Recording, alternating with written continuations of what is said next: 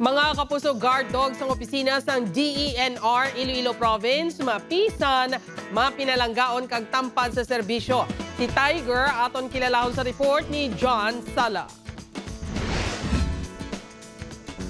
Sa imo pagsulod sa isa ka establishmento kung opisina, mga security guard ang nagasugalaw sa imo para magsikyar sa imo mga dala nga gamit bilang security protocol. Apang diri sa opisina sang DENR Iloilo Province, ang ila security guard nagataghol.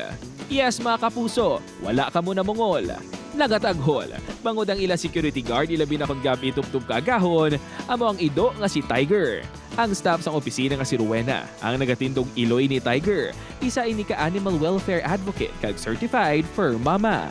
Ang ido, once ginapalangga, kag ginaalagaan, kag wala ginasakit, naging friendly siya sa tanan ng mga tao nga nagakalad to diri.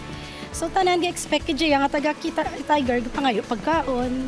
Importante lang sir maging kain lang kita sir sa mga sapat sir ah. Dugang pa sini, magluwas sa kasadya nga dala sa iya kag sa iban pagid nga mga staff sang DNR. Subong man sa mga nagatransact sa opisina, si Tiger ang literal nga guard dog. Bangod ginasiguro gid sini nga safe ang tanan. Magwa ko sa salakyan sir do do tao man sir nga toy balasimo sir aw.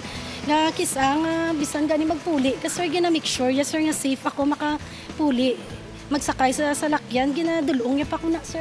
Dako man ang pagpasalamat sang security guard mismo sa opisina kay Tiger. Bangod sa ila teamwork nga duha, mas safe and secure ang ila opisina. Si Tiger mag-out ko mag-hike. Siya naman ang gabulos din nga guard yan. Kaya kung gabi, wala abisang guard.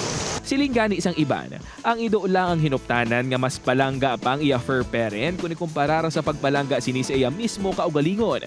Basta gani maayong imo ginapakita sa ila, makasiguro kagid nga ang ila pagpalangga sa imo, sobra-sobra pa. Upod kay Cirilo Renduque, John Sala. 1 Western Visayas.